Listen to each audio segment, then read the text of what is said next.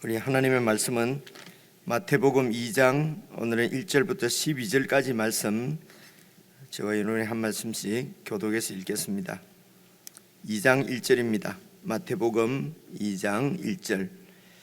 헤롯 왕 때에 예수께서 유대 베들레헴에서 나심에 동방으로부터 박사들이 예루살렘에 이르러 말하되 유대인의 왕으로 나신 이가 어디 계시냐? 우리가 동방에서 그의 별을 보고 그에게 경배하러 왔노라 하니 헤롯 왕과 온 예루살렘이 듣고 소동한지라. 왕이 모든 대제사장과 백성의 서기관들을 모아 그리스도가 어디서 나겠느냐 물으니 이르되 유대 베들레헴 이오니 이는 선지자로 이렇게 기록된 바 또 유대 땅 베들레헴아 너는 유대 고을 중에서 가장 작지 아니하도다. 내게서 한 다스리는 자가 나와서 내 백성 이스라엘의 목자가 되리라 하였음이니이다. 이에 헤롯이 가만히 박사들을 불러 별이 나타난 때를 자세히 묻고 베들레헴으로 보내며 이르되 가서 아기에 대하여 자세히 알아보고 찾거든 내게 구하여 나도 가서 그에게 경배하게 하라. 백성들이 왕의 말을 듣고 갈새 동방에서 보던 그 별이 문득 앞서 인도하여 가다가 아기 있는 곳 위에 머물러 서 있는지라. 그들이 별을 보고 매우 크게 기뻐하더라. 집에 들어가 아기와 그의 어머니 마리아가 함께 있는 것을 보고 엎드려 아기께 경배하고 보배합을 열어 황금과 유향과 몰약을 예물로 드리니라. 그들은 꿈에 헤롯에게로 돌아가지 말라 지시하심을 받아 다른 길로 고국에 돌아가니라. 아멘. 우리가 잘 아는 말씀입니다. 1절부터 찬찬히 다시 한번 같이 살펴보시겠습니다. 헤롯 왕 때에 이 헤롯 왕이, 여러분 그 복음서에 보면은 헤롯 왕이 사실은 여러 명 나옵니다. 자세하게 설명 드릴 수는 없는데요. 여기 나오는 헤롯 왕은 소위 이제 세상에서 헤롯 대왕이라고 부르는 사람입니다. 이 사람이 왕이 되어서 이 유대 지역을 다스리기 시작한 때가 BC 37년입니다. 이제 이런 것들은 이제 그 당시 세계를 다스리고 있던 제국 로마 제국으로부터 왕으로서 임명을 받아 이제 이곳에 와서 유대의 왕이 되어서 다스리는 사람이기 때문에 그런 이제 로마의 역사나 이런 유대의 역사에 이렇게 다 나오는 이 중동의 역사에 나오는 그 사람이거든요. 그 아버지가 안티파스인가 하는 사람인데 그 당시 이제 여러분 지금 잘 생각을 해보시면은요, 이렇게 바빌론이 멸망하고 그리고 메데 페르시아가 그 온 중동 지역을 다스리다가 이제 여러분 알렉산더가 나타나서 또 인도까지 이렇게 크게 나라를 이렇게 얻어서 다스리다가 그 나라가 또 쪼개져서 이제 그는 사이에 그 여러분 이탈리아 반도 쪽에서 로마가 커져서 로마가 이렇게 여러분 이게 식민지를 만든 다음에 다 전쟁을 해야 되지 않습니까? 얼마나 혼란스러운 시기이겠습니까? 이제 그렇게 해서 이제 로마가 온 이제 나라를 다스리는데 그렇게 되면은 이제 지역을 이제 뭐 우리가 표현하면 간단히 표현하면 무주공산이지요. 이제 정부들이 다 멸망해 버렸으니까 이제 무주공산. 그러면 이제 거기에서 정치력이 있고 똑똑하고 야망이 있는 사람들은 이제 로마에 가서 이제 거기에 뭐 무슨 뭐 원로원 뭐 이런 귀족들 힘 있는 사람에게 줄을 대고 거기에서 이제 그 한 자리를 얻어서 이제 이 지역으로 내려와서 이제 왕이 되고 그렇게 해서 이제 우리 조선 한국으로 치면은 뭐 조선 총독부 이런 데 가서 뭐 이렇게 잘 이렇게 정치력을 발휘하면은 또 권세를 얻어서 예를 들면 이제 그 조선 대한제국은 이렇게 멸망을 했지 않습니까? 그 국권을 뺏겨 버리고 그러면은 그 국권을 쥐고 있는 일본 그런 들 가서 이제 이렇게 해서 앞잡이 노릇을 하게 되는 것이죠. 그렇게 하면 세상적으로는 출세하고 이렇게 됩니다. 그런 사람들 중에 이제 이 안티파스라고 하는 사람이 있었는데 이 당시 또 이렇게 보시면 됩니다. 이 헤롯 원 에돔 사람입니다. 에돔.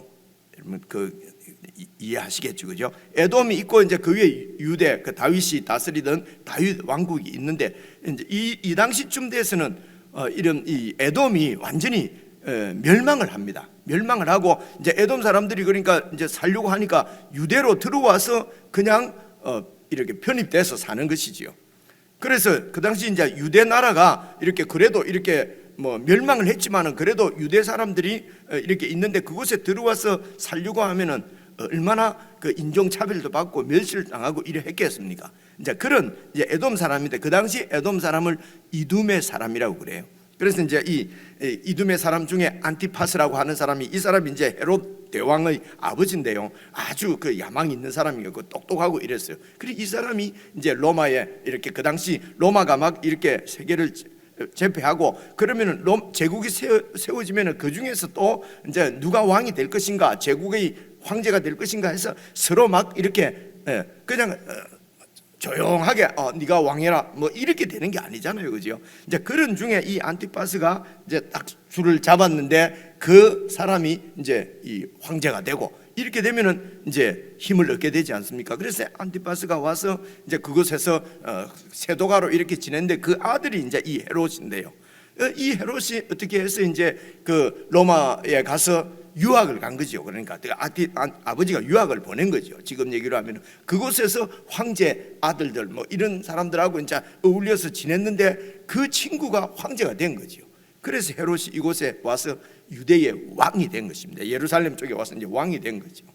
그런데 이두메 사람이 여러분 그 유대인들이 얼마나 그 소위 유대교 그러니까 그들이 믿는 여호와 하나님을 중심으로 얼마나 이제 세상에서 이 제국의 왕들을 보면은 고집이 있는 거죠.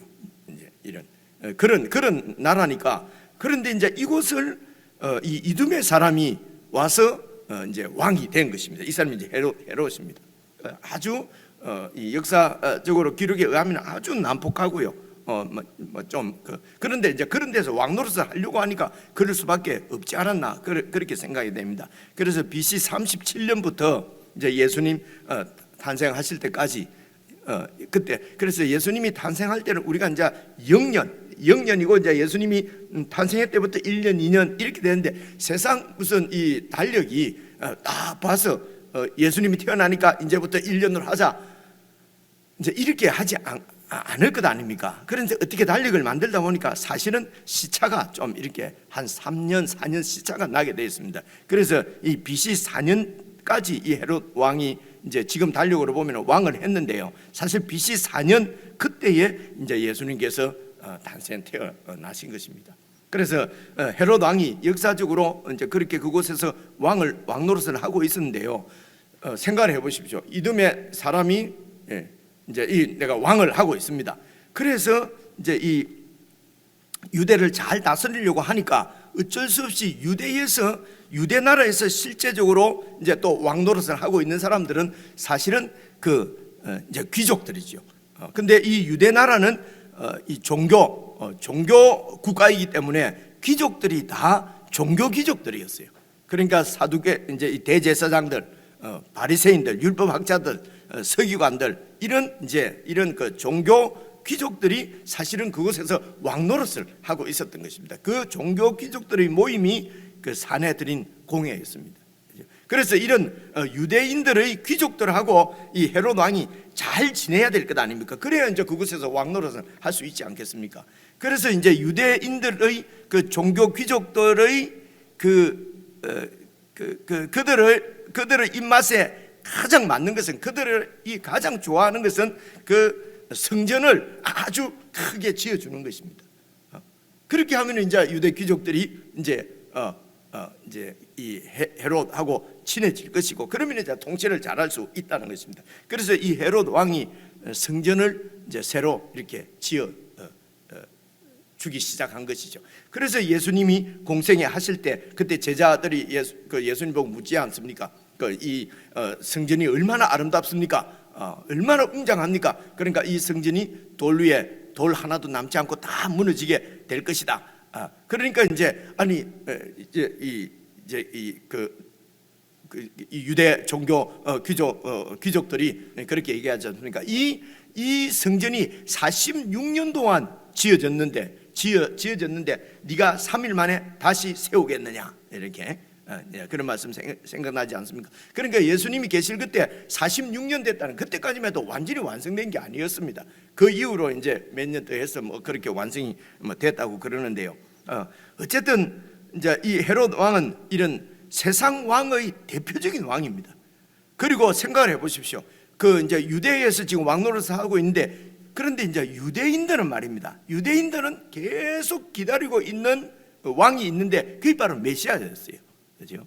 메시아가 바로 유대인의 왕입니다. 유대인들이 이제 그 메시아를 기다리는데, 그 메시아는 구약 성경의 선지자들이 약속을 했다는 것입니다. 그런데 이제 이 유대인들이 600년 동안, 지금 이 헤롯 왕 때는 거의 500년 동안 나라를 잃고 지금 사실은 이 피지배국으로 식민지 생활을 하고 있었거든요.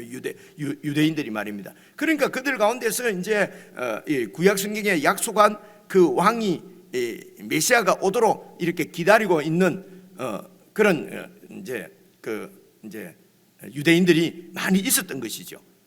그래서 이 유대를 다스리고 있는 헤롯 왕이 그런 것을 모를 리가 없습니다. 그렇죠? 그러니까 늘 마음이 불안하지 않겠습니까? 지금 우리가 생각하는 예수님 이렇게 생각하지 말고요. 이제 내가 이곳을 왕으로 통치하고 있는데, 이 민간에서는 백성들 간에는 우리를 구원해 주실 메시아, 그 왕을 하나님께서 보내주신다는 것입니다. 이렇게 굳게 믿고 있단 말입니다, 이 백성들이. 그럼 제가 얼마나 불안하겠습니까? 이 왕노릇 하기가 말입니다. 그죠?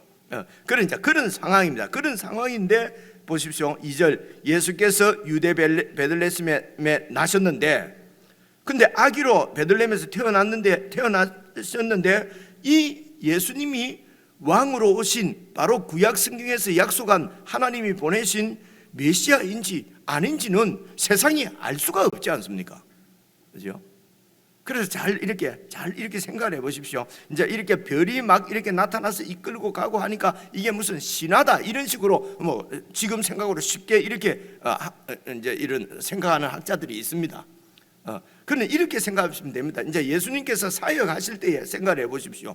그분이 무리로 막 걸어가시고, 여러분 오병이어를 가지고 5병2어를 가지고 5,000명을 먹이고, 이거는 완전히 이거는 있을 수 없는, 이 세상에서는 있을 수 없는 일이지 않습니까? 다시요, 죽으셨는데 다시 부활하시고, 이런 일은 있을 수 없습니다. 그런데 예수님 외에는 그런 기적을 행하신 분이 없습니다. 지금도 그런 기적 행하는 사람이 있던데, 여러분 한 예를 들면 이렇게 봅시다. 지금 기적을 행한다 해서 예를 들어 병을 고친다 그러면은 참 이 설명이 또 길어지는데, 병을 고친다 하면은, 아니 귀신을 쫓아낸다 그러면은 귀신아 물러가라, 그런 능력 있는 이제 이런 어떤 목사나 이런 분들이 물러가라 하면 막 물러가라 하면 귀신이 들어갔다가 나왔다, 이렇게 해서 물러가기도 하고, 병을 낫게 하려면은 막 병 낫게 해주옵소서 기도하면은 한 10번 100번 기도하면 한둘이 낫기도 하고 안 낫기도 하고 이렇거든요. 그러면 이제 병이 나았다, 기적이 일어났다 막 이렇게 얘기합니다. 근데 예수님이 행하신 기적은 그런 기적이 아닙니다. 귀신이 말입니다, 물러가라 하기도 전에 예수님이 오시면은 귀신들이 그냥 아이고 우리를 쫓아내려고 왔습니까? 그러고 지가 알아서 먼저 나가버려요. 병도 말입니다, 막 나아라 하는 것이 아니고요. 예수님께서 작정하시면 어떤 병이든지 다 낫습니다. 그리고 바다 위를 걸어가십니다. 그렇다고 수시로 예수님께서 어디 길을 가실 때에 바다 위를 걸어서 가시거나 축지법을 써서 가거나 그러신 것이 아니었어요. 그죠? 밥을 이렇게 걸어가실 때도 떠서 다닌다는 거 아니고, 마리아의 태를 통해서 이 땅에 온 완전한 인간이셨습니다. 그분도 오랫동안 그러면 배가 고프고요, 못이 박히면 아픕니다. 그래서 못 박혀 죽는 것이 얼마나 여러분 그냥 총 맞아서 죽으면 낫지만은 못이 박혀서 십자가에서 이렇게 하루 이틀 길게 가는 사람은 사흘도 이렇게 그게 매달려서 그 숨이 안 끊어지고 그런다 그러거든요. 그런 고통을 당하는 것이 또 예수님이 얼마나 고통스러웠으면 그렇게 여러분 할 수만 있으면 이 잔을 옮겨달라고 기도를 하시겠습니까? 그런 사람이신데, 그런 사람을 하나님께서 보내신 메시아라고 사람들이 어떻게 믿겠냐 말입니다. 그래서 그 그리스도인 증거를 다 보여주십니다. 그래서 바다 위를 그냥 걸으시고 오병이어로 5천 명을 먹이시고 하는 것을 수시로 그렇게 하신 것이 아니고 결정적으로 한번 이렇게 해서 이 사람이지만은 하나님께서 보내신 하나님의 아들인 것을 그렇게 해서 보여주시고 그것을 기록해서 우리에게 온 것이 바로 계시의 말씀입니다. 그래서 이 계시의 말씀을 잘 읽어보면 예수는 사람으로 오셨지만은 보통 사람이 아니고 하나님의 아들이고 창세전부터 계셨던 하나님과 함께 이 세상을 창조하신 하나님이구나 하는 것을 증거하는 것이 성경이란 말입니다. 그죠? 이해가 오시죠? 그래서 지금 왕이 태어났습니다. 태어났는데 그냥 마리아 요셉의 아들로 베들레헴에서 왕이 태어났는데 이걸 누가 왕으로 아냐 말입니다. 그죠? 그렇습니다. 그래서 왕이신 것을 보여주시는 사건이 바로 이 사건입니다. 이제 이게 2절에 보시면요, 유대인의 왕으로 나시니가 1절 마지막에 동방으로부터 박사들이 예루살렘에 이르렀다. 이 말은 동방은요 페르시아나 메대 정도 되는 거, 그쪽은 이제 동방이라고 그러거든요. 그럼 고대에는 지금처럼 무슨 이렇게 과학이 발달해서 무슨 여러분 이때만 해도 이게 이 지구는 그냥 이렇게 된 걸로 생각하고 살 때예요. 이때는. 그죠? 지금부터 불과 5, 600년 전만 해도 지구를 중심으로 태양이 막 도는 줄로 생각을 했단 말입니다. 그죠? 그러니까 지금 이 성경이 기록되었을 때는 지금 기록된 것이 아니고 그 당시의 문화와 그 당시 상황을 기준으로 해서 그 당시 사람들이 이해할 수 있도록 쓰여진 것이 이겁니다. 그래서 이제 그때에 아주 똑똑한 사람들, 이 왕을 그 당시 여러 동방이나 이런 큰 나라를 다스리는 왕들을 돕는 그 모사들, 이 사람들은 여러분 우리 조선 이런 데도 여러분 보면은 비가 막 안 오거나 그러면은 기후제를 지내야 됩니다. 어떻게 기후제를 그럼 어떻게 지내야 되냐? 이렇게 지내야 됩니다. 이렇게 이제 조언을 하는 사람들이 있지 않습니까? 그죠? 그러니까 그 당시에는 이 페르시아에도 박사들은 아주 똑똑한 사람들은 하늘이 조화를 부리니까요, 그 하늘에 별들이 많이 있지 않습니까? 그런 별들을 관찰하는 이런 점성술사라고 그래요. 점성사라고 그래요. 이제 그러니까 별을 보고 앞으로 일을 예언하고 좀 이렇게 하는 사람들이었어요. 그 당시 일반 사람들은 그런데 일반 사람들도 이런 농사 짓는 사람들은 하늘 보고 이런 지금이 비가 오겠다든지 지금이 그냥 달력이 없지 않습니까? 그 당시 달력이 있었겠습니까? 우리 어르신들도 달력 보고 하는 것이 아니라 뭘 보고 이제는 씨를 뿌려야 되겠다, 이제는 어떻게 해야 되겠다, 다 그렇게 하지 않습니까? 그러면 이제 그게 지혜 있는 자가 되죠. 그래서 이 점성술사들이 이제 이런 별 이런 것을 이렇게 보고 그리고 미래를 예측하는 거죠. 지금 우리로 보면은 그냥 미신일 수도 있고요. 근데 지금도 역술가들이나 이런 사람들은 무슨 그들이 가지고 있는 무슨 통계 수치가 있지 않습니까? 그죠? 나름대로 과학이라고 생각해요. 그죠? 이제 그 당시도 이런 이게 이제 여기 동방에 있는 박사라고 되어 있습니다. 그리고 이 사람들은 그 원어로 보면은 별을 연구하는 사람들이에요. 그래 이들에게 새로운 이상한 별이 나타난 거죠. 그래 이것을 그때 무슨 토성과 목성이 뭘 한다 많이 연구를 합니다. 복잡하고요. 그냥 하나님께서 이 역사 가운데 개입을 하시는 것입니다. 하나님이 인간 역사 가운데 개입하는 것이 바로 별입니다. 그죠?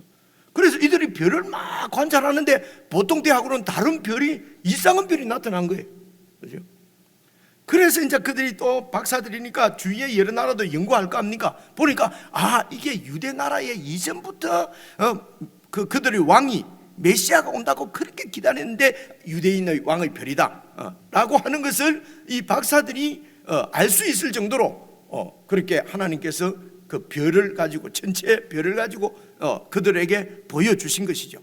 그러면서 이제 이 사건은 바로 하나님이 역사 가운데 개입하시는 것입니다.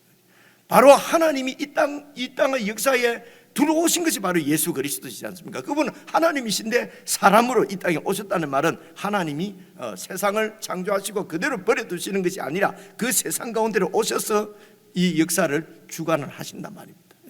이제 그런 의미입니다. 설명이 길은데 안 그러면 이것을 제가 이렇게 설명을 안 드리면요, 그냥 이게 그냥 신한 줄 알아요.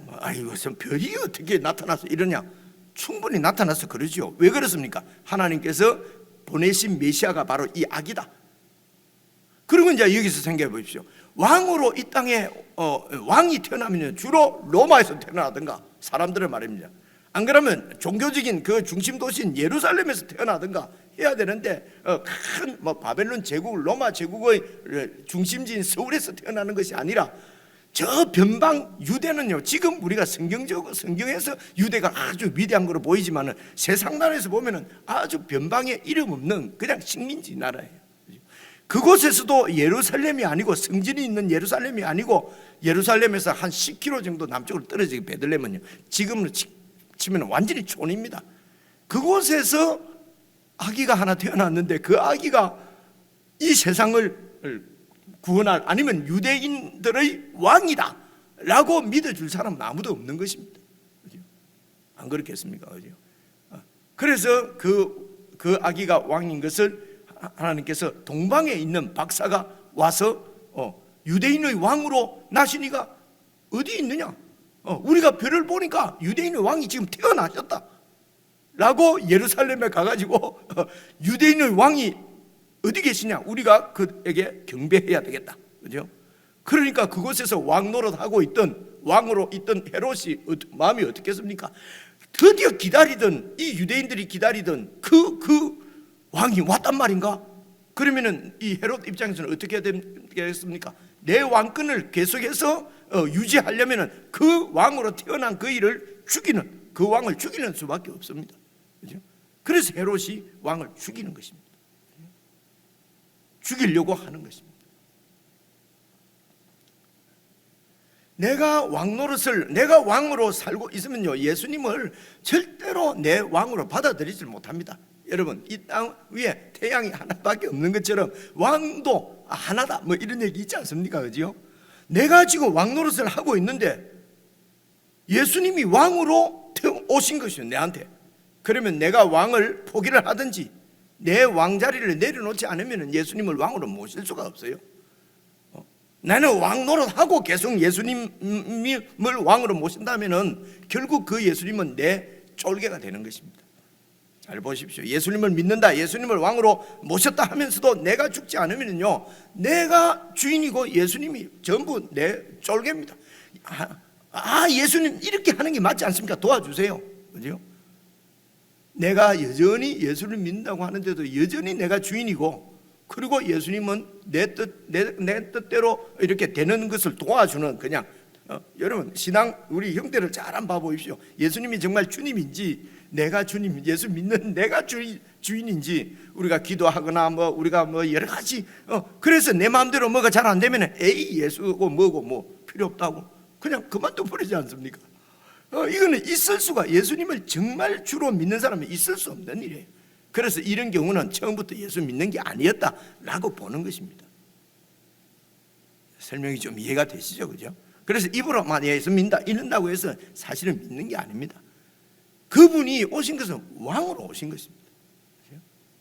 설명이 너무 길었는데요. 그래서 이제 2절 한번 봐봅시다. 유대인의 왕으로 나신 이가 어디 계시냐? 우리가 동방에서 그의 별을 보고 그에게 경배 하러 왔노라 하니. 헤롯 왕과 온 예루살렘이 듣고 소동이 났어요. 소동 날 수밖에 없지요.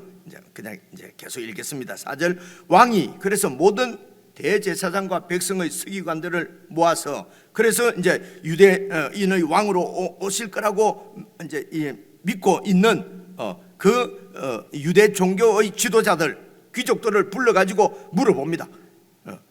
그리스도가 도대체 어디서 나겠느냐? 이렇게 그리스도가 날 것인데 어디서 나겠느냐 물으니, 이 종교 지도자들이 유대 베들레헴에 태어납니다. 이는 성경에 이렇게 기록되어 있습니다. 선지자들이 이렇게 기록했습니다. 또 유대 땅 베들레헴아, 너는 유대 고을 중에서 가장 작지 않다. 베들레헴이 아주 작은 도시거든요. 촌이거든요. 근데 유대 고을 중에서 가장 작지 아니하도다. 네게서 한 다스리는 자가 나와서 내 백성 이스라엘의 목자가 되리라 라고 미가서 5장 2절에 이렇게 기록이 되어 있습니다. 그래서 유대인의 왕은, 메시아는 바로 베들레헴에서 태어납니다. 이렇게 이렇게 여러분 이 종교 하나님을 믿는다고 하는 이 종교인들은, 유대교인 이 지도자들은 지금으로 치면 목사들입니다. 그죠? 목사들은 유대인의 왕이 베들레헴에서 태어난다는 얘기를 알고 있어요. 그런데 여러분, 이 유대 나라도 아니고 저 멀리 페르시아에서 이방인이 별을 보고 와서 여기 유대인의 왕이 태어나셨다. 바로 하나님이 보여주시는 거죠. 그러면은 제일 먼저 베들레헴에서 달려가서 그 왕 앞에 무릎을 꿇고 경배해야 될 사람이 누굽니까? 바로 이 대제사장들, 서기관들. 그렇죠? 서기관이라는 것은 성경을 필사하고 성경을 백성들에게 가르치는 사람입니다. 서기관들이 제일 먼저 뛰어가야 될 것 아닙니까? 그런데 이들은 베들레헴에서 그리스도가 나신다는 것을 다 알고 있고, 그리고 하나님이 그 증거를 어떻게 보여주십니까? 동방 박사를 보내서 보여주시는 것입니다. 이거는 기적적인 사건이죠. 별을 보고 왔다니까요.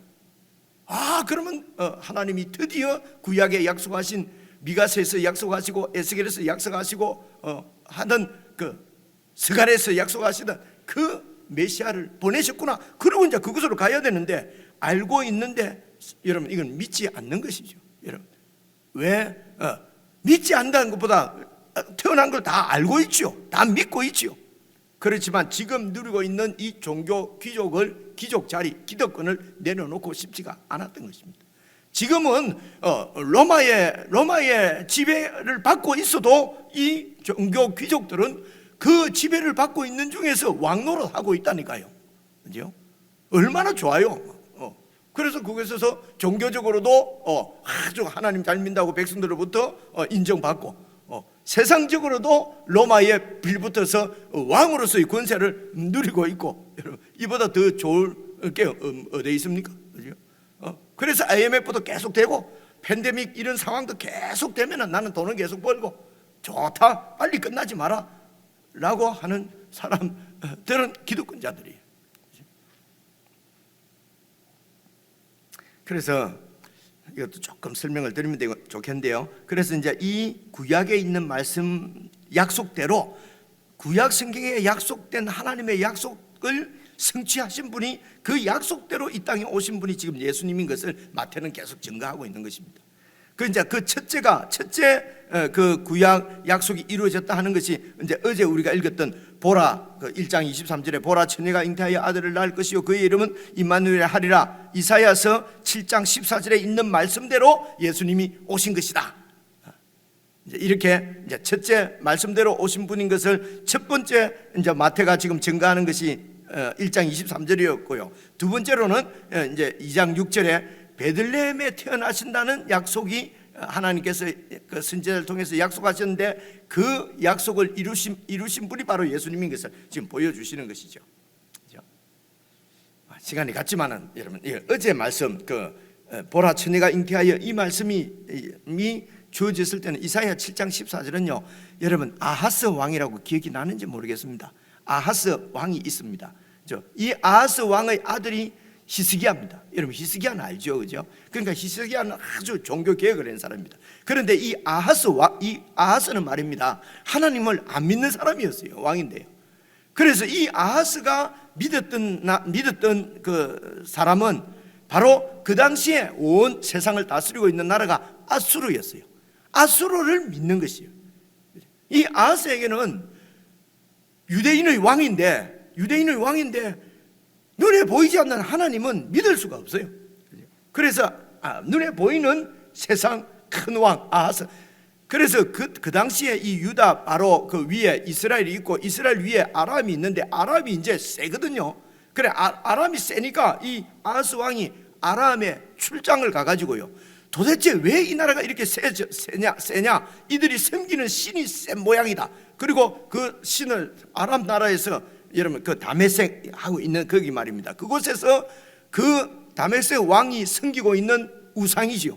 우상을 섬기는 신전을 딱 본따서 신전에 있는 제단 그림도 그리고 스케치를 해가지고, 여러분 그 예루살렘에 보내면서 그 당시 제사장 보고, 야 신전을 이런 식으로, 제단을 이런 식으로 만들어라. 지금 거기 있는 예루살렘 성전에 있는 그 제단이나 이런 것들은 이거 가지고 하니까 맨날 뭐가 이 나라가 부강하지를 않는다. 이 다메섹에서 있는 신전에 있는 대로 제단을 만들어서 그렇게 해서 하나님 앞에 제사를 한번 드려봐라 라고 여러분 제단을 이 스케치해서 보낸 왕이 바로 이 아하스 왕입니다. 기억이 나실지 모르겠어요. 그만큼 이 지금 유대인의 왕인데도 이 아하스 왕은 하나님을 믿는 것이 아니라 그 아수르 왕을 믿었어요. 그런데 이제 근데 아수르가 이제 쳐들어내려 오려고 하니까 그 위에 있는 아람하고 이 이스라엘이 동맹을 맺어서 이제 이 아수르를 막아내려고 하는 겁니다. 내 거 안 뺏기려고 그런 게 세상 나라는 거죠. 그렇게 해서 그래서 이제 이 유대에 있는 아하스 왕 보고도 같이 우리 동맹을 맺어서 싸우자 하니까 이 아하스 왕은 말입니다. 내가 믿고 있는 게 지금 아수르인데 내가 아수르를 믿고 있으니까 아수르를 나를 도와줄 것이다. 그런데 이사야는 뭡니까? 계속해서 아수르를 믿으면은 아수르가 우리를 절대로 구원해주지 않는다. 결국은 우리도 아수르에게 멸망한다. 우리가 믿어야 될 분은 하나님이시다.